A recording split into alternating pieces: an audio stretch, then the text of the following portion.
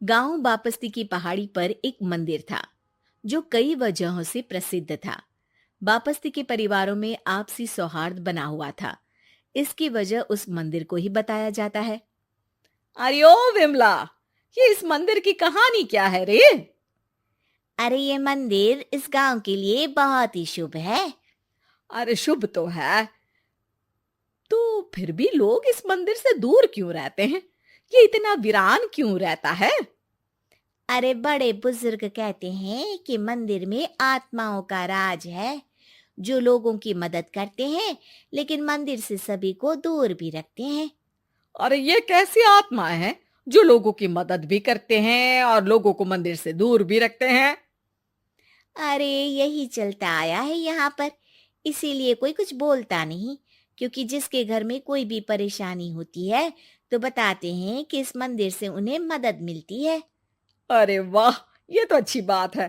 तभी इस गांव में इतनी खुशहाली दिखती है। तभी बाहर किसी की चीखने चिल्लाने की आवाज आती है। दोनों बाहर निकलती हैं तो देखती हैं कि गांव के एक बुजुर्ग रो रहे हैं क्योंकि शहर से उन्हें कोई बुरी खबर मिली है। अरे क्या हुआ चच्चा, रो क्यों रहे हो आप?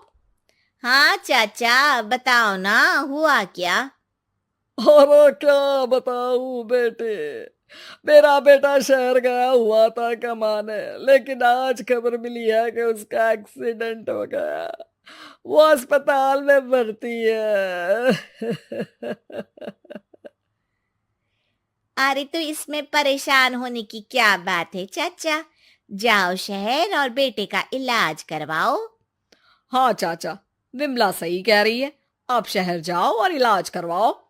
अरे कैसे इलाज करवाऊं, अभी पैसे नहीं है और शहर के अस्पतालों में इलाज का खर्चा लाखों में आता है।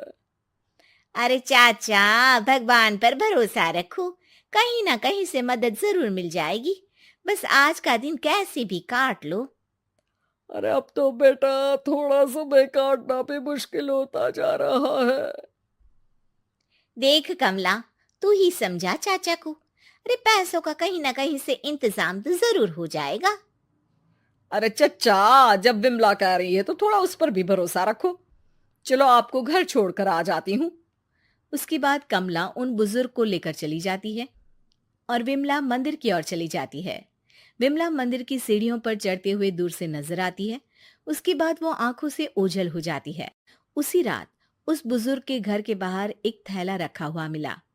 बुजुर्ग उस थैले को देखते ही चौंक पड़ा क्योंकि उसमें 5 लाख रुपए रखे हुए थे। वो बुजुर्ग सुबह दौड़ा दौड़ा गांव के लोगों के दूसरे पास बुजुर्ग गया। अरे मंगल भाई सुनो, मेरे घर के बाहर ये पैसों से भरा बैग रखा हुआ मिला है। अरे किसका है ये भाई? अरे भैया, मुझे क्या पता। तभी उधर से कमला और विमला निकलती हैं। अरे बेटा सुन तो, देख ये क्या रखा हुआ था मेरे घर के सामने। कमला और विमला हैरानी से देखती हैं। अरे वाह, देख विमला, तूने कहा था ना कोई मदद जरूर करेगा।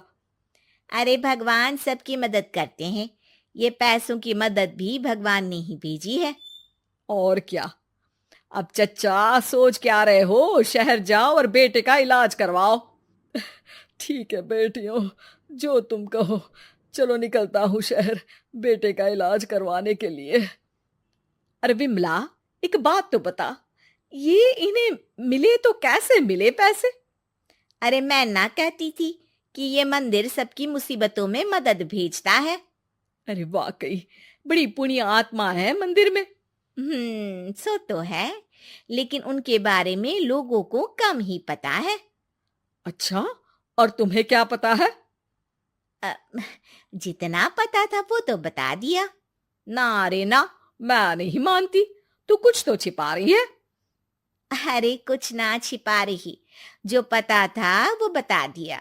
मंदिर से लोगों को मदद मिलती है, बस इतना ही पता है। ठीक है बाबा, अब नहीं पूछूंगी।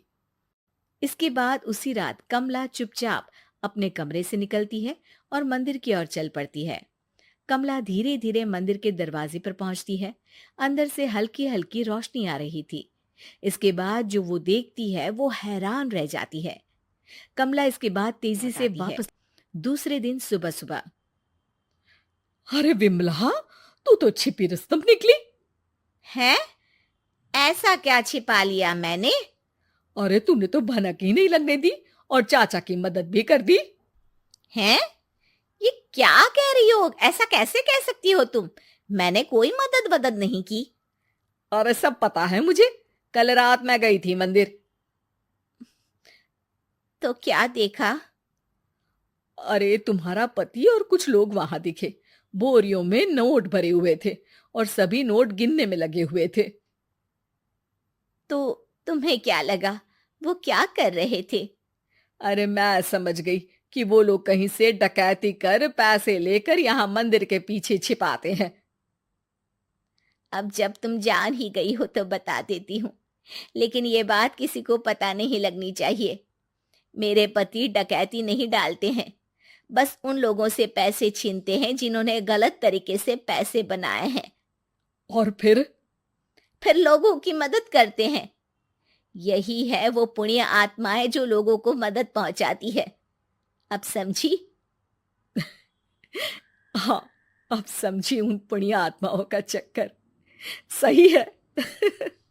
करते रहो मदद, लेकिन सावधानी से, मेरी तरह कोई और ना पहुंच जाए।